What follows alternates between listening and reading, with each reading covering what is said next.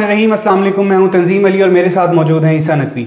नकवी साहब, सुहेल आफरीदी ने स्पेसिफिकली जो दो बातें की हैं उससे आपको वाज़े नज़र आता है कि इस वक्त जो खैबर पख्तूनख्वा की हुकूमत है, खैबर पख्तूनख्वा के अवाम ने जिस सियासी जमात को मैंडेट दिया है और अस्करी क़यादत, उनके दरमियान इस वक्त अगरचे बहुत ज़्यादा डिफरेंस नहीं है, ये डिफरेंस रिमूव होने वाला है, लेकिन जाहिर है कि जब तक आपका एक चैनल ऑफ कम्युनिकेशन नहीं डेवलप होता, आप बैठते नहीं हैं, एक दूसरे के कंसर्न्स को एड्रेस नहीं करते और सारे मामलात अनाव में चलते रहते हैं, तो ये एड्रेस नहीं होंगे, ये जो डिफरेंसेस हैं। और जब तक ये एड्रेस नहीं होते तो मैं आपको ये बता रहा हूँ कि this is called different page.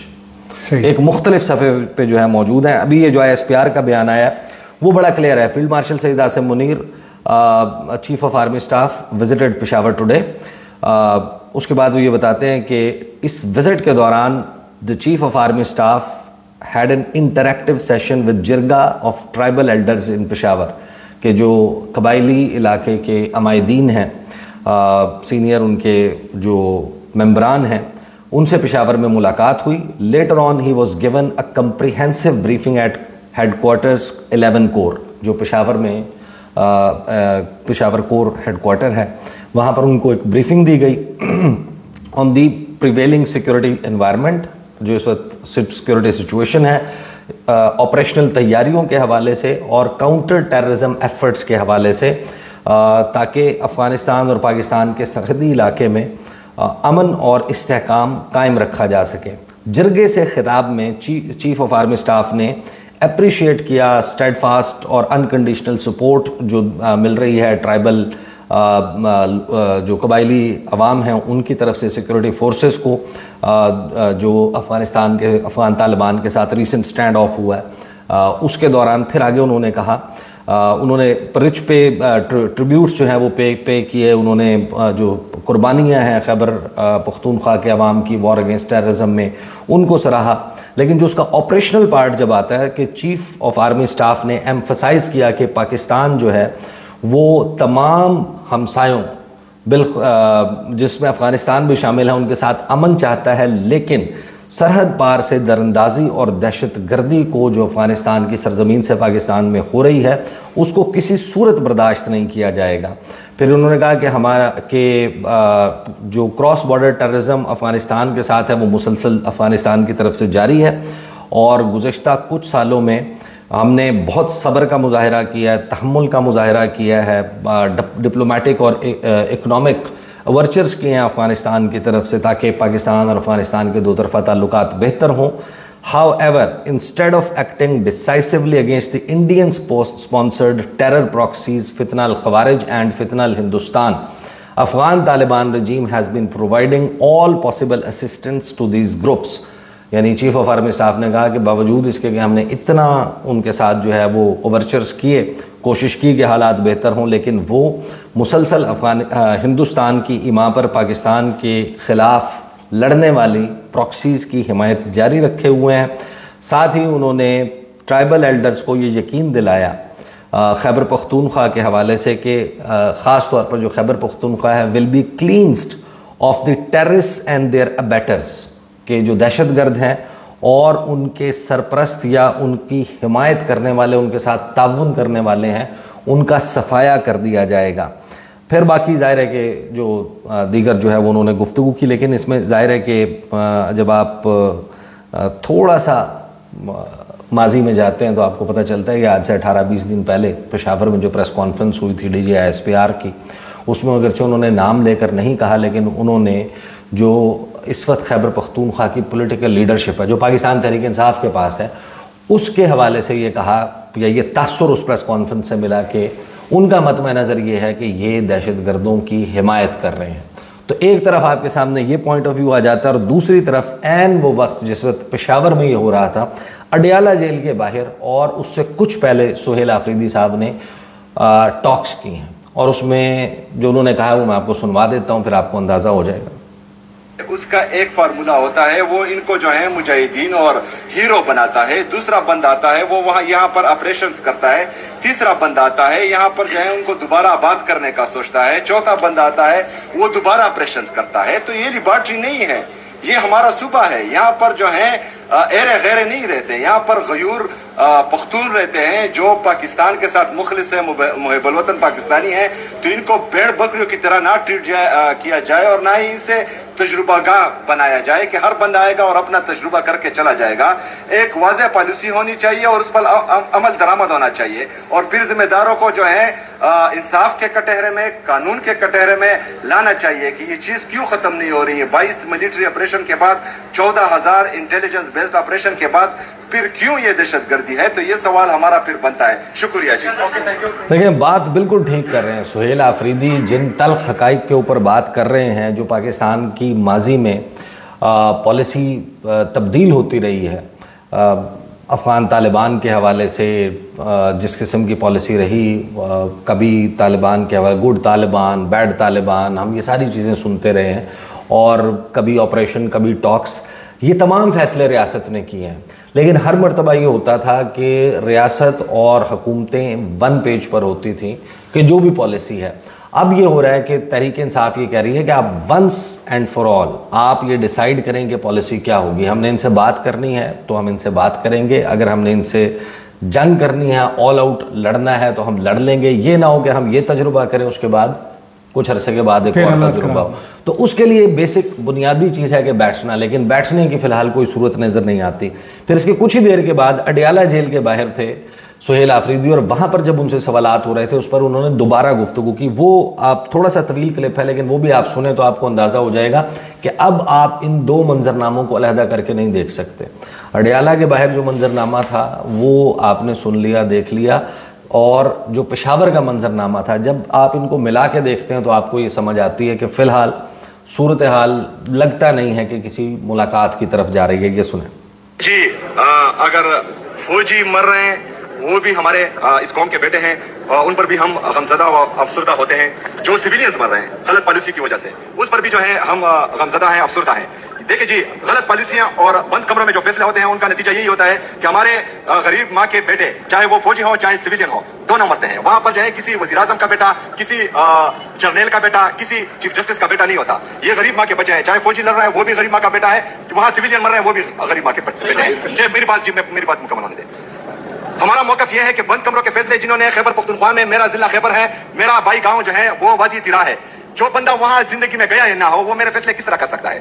جو ہمارے وہاں کی حکومت ہے, وہاں کی پارلیمنٹیرین ہے, وہاں قومی مشران ہیں, وہاں کے عمائدین ہیں, پاکستان میں جو بھی پالیسی بنتی ہے یہاں جمہوریت ہے, ہمیں اعتماد میں لیا جائے. خیبر پختونخوا کا صوبہ ہمارا ہے, ہمیں تمام مشاورت میں شامل کیا جائے. اگر فرض کریں اس کے بعد کوئی پالیسی بنے گی تو اس کے مثبت اثرات ہوں گے, منفی اثرات نہیں ہوں گے.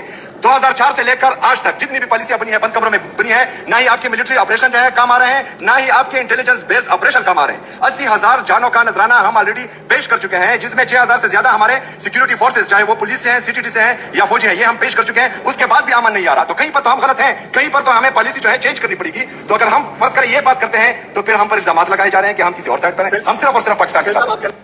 تو یہ آپ جب دونوں کلپس آپ سنتے ہیں اور اس موضوع کے اوپر ان کی سہیل آفریدی کی گفتگو آپ سنتے ہیں تو آپ کو یہ اندازہ ہو جاتا ہے کہ اس وقت آنے والے دنوں میں صورتحال, ٹمپریچر جس طریقے سے بڑھ رہا ہے یہ مزید بڑھے گا. بحران کی طرف ایک بحرانی کیفیت جو ہے وہ پیدا ہو رہی ہے, کیونکہ دیکھیں جو بھی پالیسی بنا لیں یہ بڑی ٹیسٹڈ بات ہے کہ پولیٹیکل اونرشپ جس وقت نہیں ملتی, جب تک اس پالیسی کو ایک فیس نہیں ملتا, آپ کو ایک ملٹی پرونگڈ اسٹریٹجی جو ہے وہ بنانی ہے. آپ کو کہیں پر آل آؤٹ آپریشن کرنا ہے, بالکل کہیں پر آپ کو جو ہے وہ انٹرنلی ڈسپلیس بھی ہوں گے لوگ, کہیں پر آپ کو ان کے ساتھ بات چیت بھی کرنی ہوگی, اور ایک مکس اینڈ میچ کر کے جو پالیسی بنانی ہوگی اور اس سے آپ اس کو ختم کر سکتے ہیں. ادروائز یہ بہت ہی خطرناک ہے کہ پولیٹیکل لیڈرشپ جو ہے وہ کہیں اور کسی اور سمت بیٹھی ہو, اور پاکستان میں جو مرکز ہے, جو سینٹر سے اسٹریٹجی آ رہی ہے وہ مختلف ہو. اس اسٹریٹجی کے بہت نقصانات بھی ہوں گے, اور مجھے امید نظر نہیں آ رہی فی الحال سچویشن کو دیکھ کے کہ تحریک انصاف کی خیبر پختونخوا حکومت یا سہیل آفریدی کو 2-4 قدم پیچھے چلے جائیں گے, یا اس وقت جو ماحول یہاں پر بنا ہوا ہے جڑواں شہروں میں یہاں سے لوگ پیچھے چلے جائیں گے. اور صورتحال ایسی رہی تو ٹمپریچر بڑھتا رہے گا, ملاقات کا امکان کم رہے گا. بہت شکریہ احسان نقوی صاحب آپ کے تجزیے کا. آپ سے پھر ملاقات ہوگی, ہمیں اجازت دیں. اللہ حافظ. وزیر اعلیٰ سہیل آفریدی نے کل عمران خان سے ملاقات کی، چوتھی اٹیمپٹ کی، لیکن وہ ناکام رہے۔ جڑواں دیکھیں اب اس وقت آپ کو پتہ ہے کہ کابل میں اور افغانستان میں بیٹھ کے بہت سارے لوگ پاکستان کے اوپر جس قسم کی گفتگو کر رہے ہیں، مجھے یاد آ گیا کہ 2015 غالباً 23 دسمبر میری ملاقات ہوئی افغانستان کے پریزیڈنٹ اشرف غنی سے افغانستان پریزیڈنشل پیلس میں، اور حنیف اتمر صاحب وہ اس وقت ان کے نیشنل سیکورٹی ایڈوائزر تھے، بعد میں وہ منسٹر آف فارن افیئرز بھی بنے۔ تو اس ملاقات کے فوراً بعد جب ہم باہر نکلے، کچھ جرنلسٹ تھے پاکستان سے، تو حنیف اتمر صاحب وہ عصا لے کر چل رہے تھے، ان کا کوئی تھوڑا سا پرابلم تھا، تو افغان پریزیڈنشل پیلس ہی کے جو ہے وہ ایک حصے سے دوسرے حصے ہم واک کر کے جب جا رہے تھے تو حنیف اتمر صاحب نے بتایا ایک صاحب کا کہ وہ ہمارے پاس جیل میں موجود ہیں اور ہم ان کی بات کرواتے ہیں، صحیح، پاکستان میں فلاں جگہ پر ان کی فیملی موجود ہے، تو جن لوگوں کو آپ اپنا دوست سمجھتے ہیں یہ کسی کے سگے نہیں ہیں، یہ آپ کے ساتھ بہت برا کریں گے۔ اچھا، اس وقت ظاہر ہے کہ دوست تو ہمارے اور سگے تو ہماری افغان جو اس وقت کی حکومت تھی، نہ کرزئی حکومت رہی نہ اشرف غنی کے دونوں ٹرمز، دوست تو ہمارے وہ بھی نہیں تھے، لیکن یہ بات ان کی درست ثابت ہوئی کہ دوست ہمارے یہ بھی نہیں نکلے۔ تو سراج الدین حقانی کی جب آپ گفتگو سنیں گے اور ان کا ماضی بیک گراؤنڈ آپ ذہن میں رکھیں گے تو آپ کو اندازہ ہوگا کہ پاکستان کے ان لوگوں پہ کتنے احسانات ہیں، اور بدلے میں پاکستان نے زیادتیاں بھی کی ہوں گی، لیکن جس قسم کی گفتگو یہ کر رہے ہیں اور جس نہج پر لے گئے ہیں معاملات کو، چیزیں بڑی مشکل ہے کہ یہ کوئی جنگ جو ہے وہ ٹلے گی۔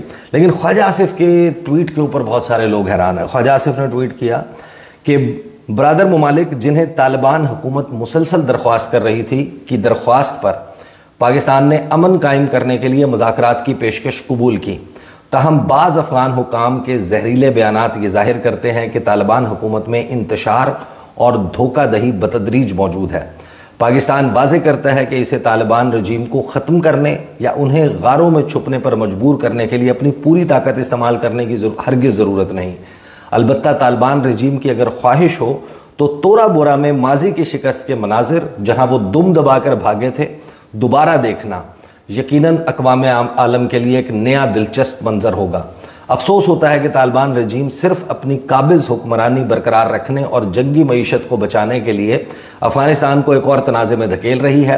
اپنی کمزوری اور جنگ کے دعووں کی کھوکھلی حقیقت کو بخوبی جاننے کے باوجود وہ طبل جنگ بجا کر بظاہر افغان عوام میں اپنی بگڑتی ہوئی ساکھ بچانے کی ناکام کوشش کر رہے ہیں۔ اگر افغان طالبان پھر بھی دوبارہ افغانستان اور اس کے معصوم عوام کو تباہ کرنے پر مصر ہیں تو پھر جو بھی ہونا ہے وہ ہو۔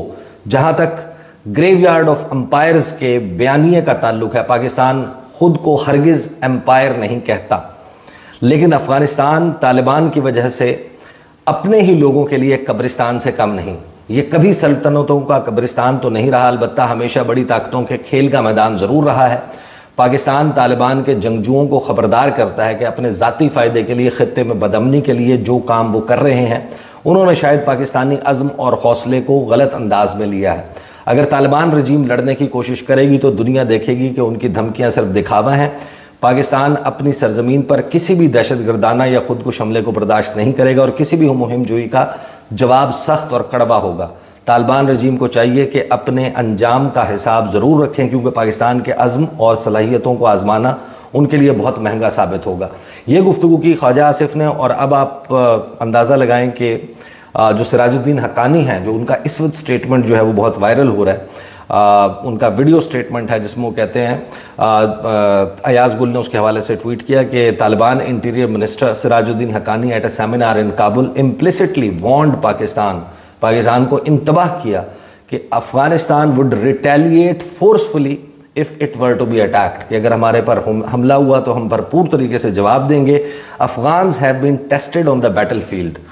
Although we don't have long-range missiles and powerful weapons, our determination and will are strong and we can overcome any situation and achieve victory, he claimed in this video speech released by his office، کہ ان کے office نے اب یہ ان کی جو video بیان ہے وہ جاری کیا ہے کہ ہمارے پاس اتنے دور تک مار کرنے والے میزائل موجود نہیں ہیں، اتنے پاورفل ہتھیار موجود نہیں ہیں، لیکن ہماری جو کارکردگی ہے میدان جنگ میں وہ تسلیم شدہ اور ثابت شدہ ہے، اور ہم کوئی بھی سچویشن ہوگی ہم بھرپور قسم کا جواب دیں گے اور ہم فاتح ہوں گے۔